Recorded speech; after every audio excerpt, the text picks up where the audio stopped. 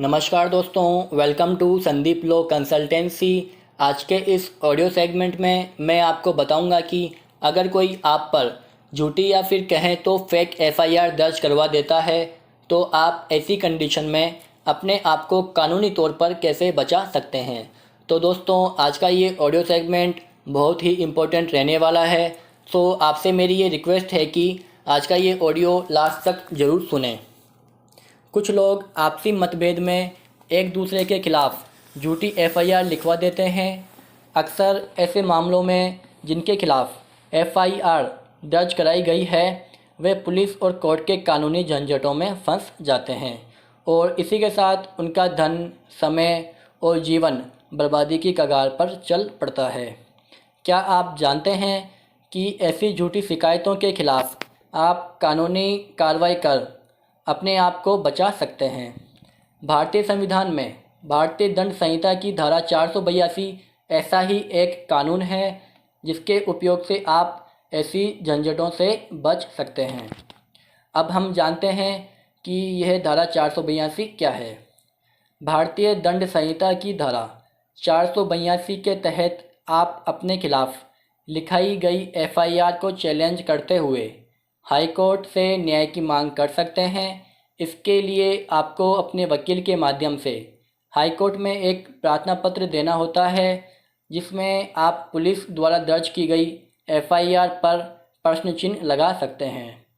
यदि आपके पास अपनी बेगुनाही के सबूत जैसे कि audio recording, video recording, photograph या फिर डॉक्यूमेंट्स हैं तो आप उनको अपने प्रार्थना पत्र के साथ ज़रूर लगाएं।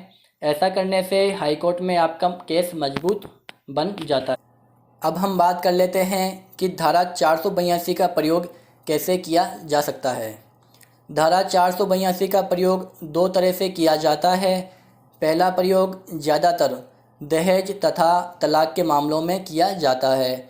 इन मामलों में दोनों पार्टियां आपसी रजामंदी से सुलह कर लेती है, जिसके बाद वधू पक्ष हाई कोर्ट में वर पक्ष के खिलाफ एफआईआर कैंसिल करने की एप्लीकेशन देता है, जिसके बाद वर पक्ष के खिलाफ दायर 498, 406 तथा अन्य धाराओं में दर्ज मामले हाई कोर्ट के आदेश पर बंद कर दिए जाते हैं।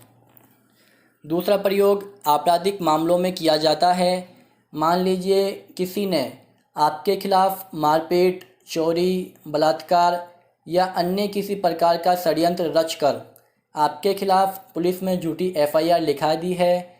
आप हाई कोर्ट में धारा 482 के तहत ऐसी झूठी एफआईआर के लिए प्रार्थना पत्र दायर कर अपने खिलाफ हो रही पुलिस की कार्रवाई तुरंत रुकवा सकते हैं।